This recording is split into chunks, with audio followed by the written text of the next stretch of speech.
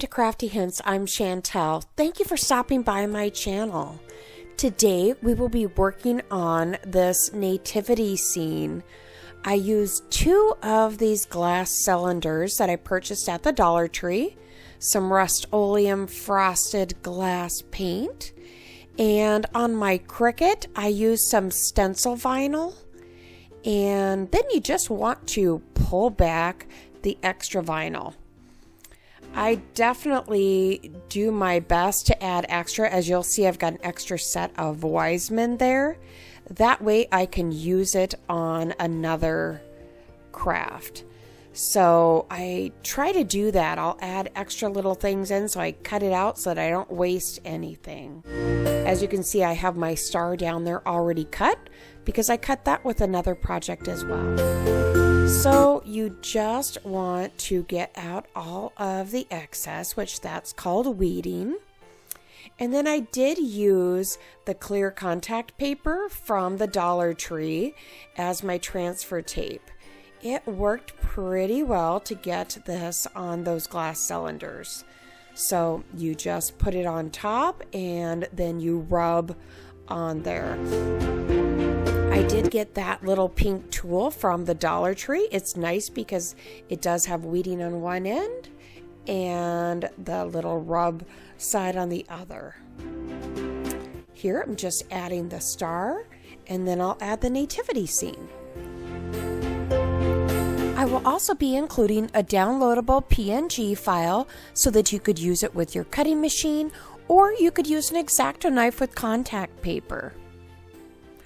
Also, trying not to touch my glass there. As you can see, I'll use my scraper to help remove the transfer tape as well.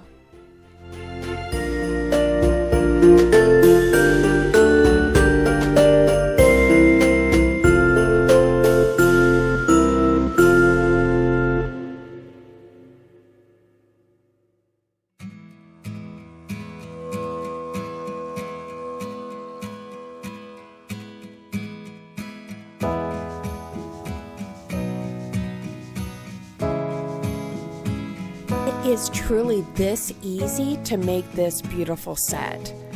So now that I have that all ready to go, I'm going to use a frosted glass spray.